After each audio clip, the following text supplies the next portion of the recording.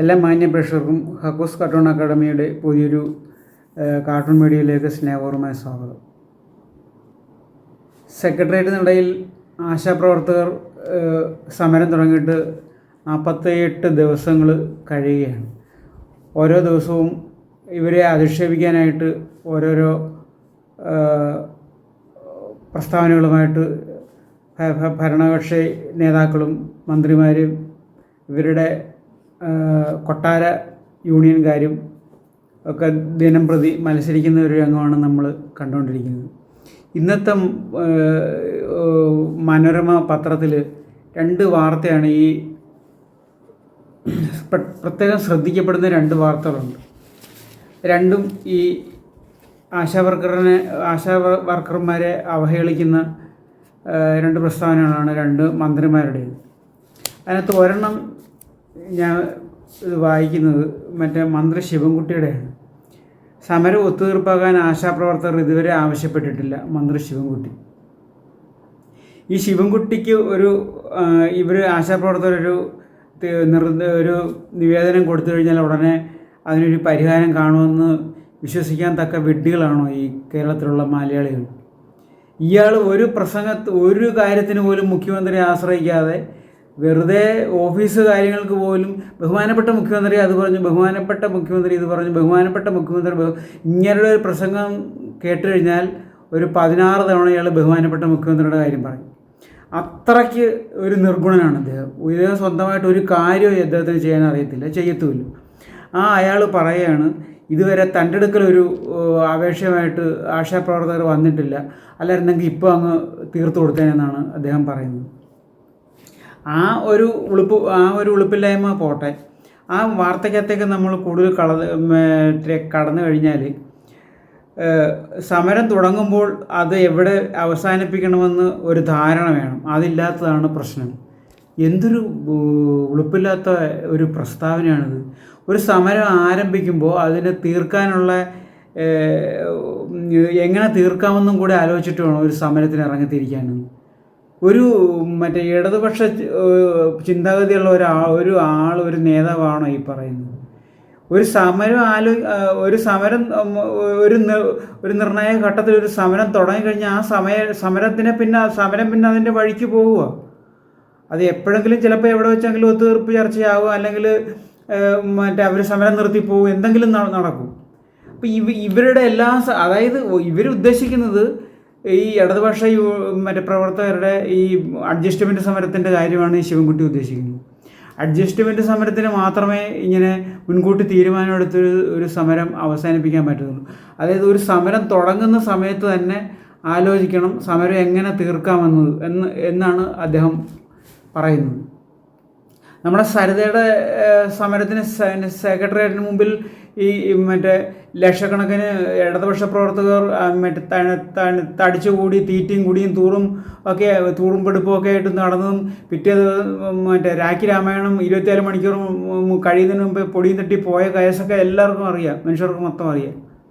ഒരു സമരം തുടങ്ങുമ്പോൾ അതെങ്ങനെ അവസാനിപ്പിക്കണമെന്നും കൂടെ തീരുമാനിച്ചിട്ട് വേണം സമയം തുടങ്ങാനെന്ന് പുതിയ ഈ ഇടതുപക്ഷത്തിൻ്റെ പുതിയ ചിന്താഗതികൾ ഈ പണ്ട് മാർക്സും ലെനിനും ഒന്നും പറഞ്ഞ കാര്യങ്ങളൊന്നും അല്ല ഇവർ ആവശ്യം. അതായത് കംപ്ലീറ്റ് അഡ്ജസ്റ്റ്മെൻറ്റ് സമരം. ഇപ്പോൾ ഈ വേറൊരു ഭരണം വന്നു കഴിഞ്ഞാൽ ഇവർ സമരം ചെയ്യും. ആ സമരം ചെയ്താൽ ഉണ്ടാകുന്ന ഒത്തുതീർപ്പിൻ്റെ കാര്യമാണ് അദ്ദേഹം പറയുന്നത്.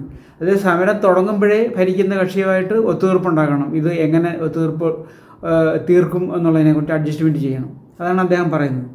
പിന്നെ സെക്രട്ടേറിയറ്റിന് മുന്നിലൂടെ പോകുമ്പോൾ ആശമാരുടെ സമരപ്പന്തലിൽ SUCI SDPI പ്രവർത്തകരെയാണ് കൂടുതലും കണ്ടത്. ഇയാൾ ഈ ഇന്നോവ കാറിൽ പോയിട്ട് ഈ കാറ് നിലം തൊടാതെ പായുമ്പോൾ അതിനകത്ത് ഈ SUCI പ്രവർത്തകരെയും SDPI പ്രവർത്തകരെയും ഇയാൾ എങ്ങനെ കാണാനാണ്? സാധാരണ നല്ല കാഴ്ചശക്തിയുള്ള നല്ല വെളിവും വെള്ളിയാഴ്ച ഉള്ളവർക്ക് പോലും അത് പറ്റത്തില്ല. ഈ 100-150 കിലോമീറ്റർ സ്പീഡിൽ സെക്രട്ടേറിയറ്റിൻ്റെ ഭാഗത്ത് കൂടെ പറപ്പിച്ച് പോകുന്ന ആളാണ് ഗ്ലാസ്സൊക്കെ ഇട്ട്. അയാൾ നോക്കുമ്പോഴത്തേക്കും അവിടെ ഈ സമരപ്പന്തലിൽ മുഴുവൻ SDPIക്കാരെയും SUCIക്കാരെയുമാണ് കണ്ടതെന്ന്. എന്തിനിങ്ങനെ നുണ പറഞ്ഞ് ഇയാൾ രക്ഷപ്പെടാൻ പോകണു? ഇയാൾ എത്ര നുണ പറഞ്ഞാലും രക്ഷപ്പെടാത്ത രീതിയിൽ ജനങ്ങൾക്ക് ഇതിൻ്റെ സത്യാവസ്ഥ ജനങ്ങൾക്ക് മനസ്സിലായിട്ടുണ്ട്. ഇത് കണക്ക് ഉളുപ്പില്ലാത്ത മറ്റേ പ്രസ്താവനകളാണ് ഓരോ ദിവസവും ഇറക്കിക്കൊണ്ടിരിക്കുന്നത്. അത് ഒരു പ്രശ്നം. ഇനി അടുത്ത് വേറൊരു വാർത്തയുണ്ട്.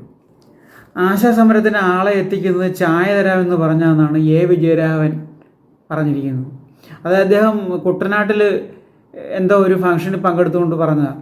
അതായത് നമുക്കറിയാം, ഈ വിജയരാഘവനും ഭാര്യയും കൂടെ ഇവർക്കെതിരെ സംസാരിച്ച കാര്യങ്ങളൊക്കെ നമുക്കറിയാം. വിജയരാഘവൻ്റെ ഭാര്യ പറഞ്ഞത് ഇവർക്ക് നട്ടല്ലില്ലാഞ്ഞിട്ടാണ് ഈ കിടക്കുന്നതെന്നാണ്, ഈ സമരത്തിന് കിടക്കുന്നതെന്നാണ്. ഇദ്ദേഹം ഇപ്പോൾ പറയുക ചായ കുടിക്കാമെന്ന് പറഞ്ഞിട്ടാണ് ഈ ആളുകളെ കൊണ്ടുവരുന്നത് സമരത്തിന്. അപ്പോൾ ഇവർ മറ്റേ സമരത്തിന് ആളുകളെ എത്തിക്കുന്നതിൻ്റെ സ്വഭാവമാണ് അവർ പറഞ്ഞു വയ്ക്കുന്നത്.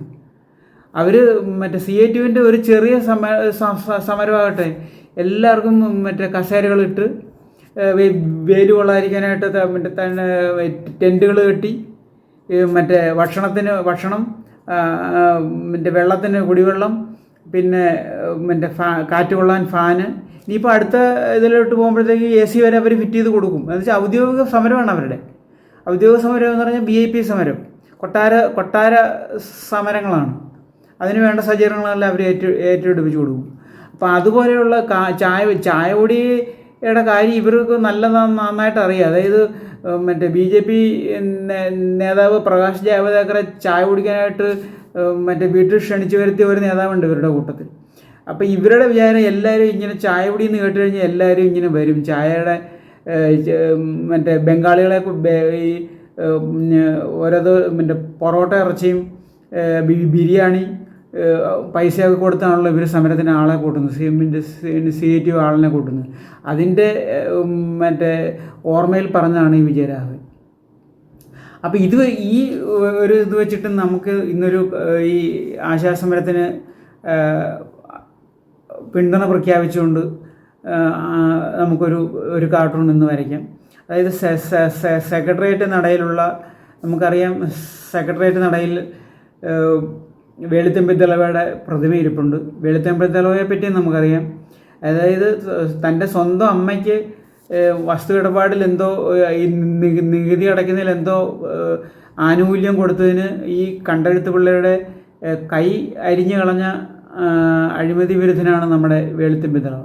ആ വേലുത്തമ്പി ദളവയുടെ താഴെ ഇരുന്നുകൊണ്ടാണ് ഈ ആശാവർക്കർമാർ സമരം ചെയ്യുന്നത് നീതിക്ക് വേണ്ടിയിട്ട്. അപ്പോൾ ആ പ്രതിമയ്ക്കുണ്ടാകുന്ന ഒരു ഭാവവ്യത്യാസമാണ് നമ്മൾ ഈ കാർട്ടൂണിൽ കൂടെ പറയുന്നത്. എല്ലാ മാന്യ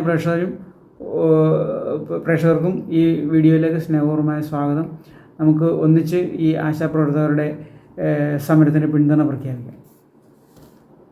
ഇതാണ് കാർട്ടൂണിൻ്റെ റഫ്. ഇതാണ് ആശാപ്രവർത്തകരുടെ സമരം കണ്ട് ഇതൊന്നും കാണാൻ വയ്യാഞ്ഞിട്ട് കണ്ണുപൊത്തുകയാണ് നമ്മുടെ വേലുത്തമ്പി ദളവയുടെ പ്രതിമ.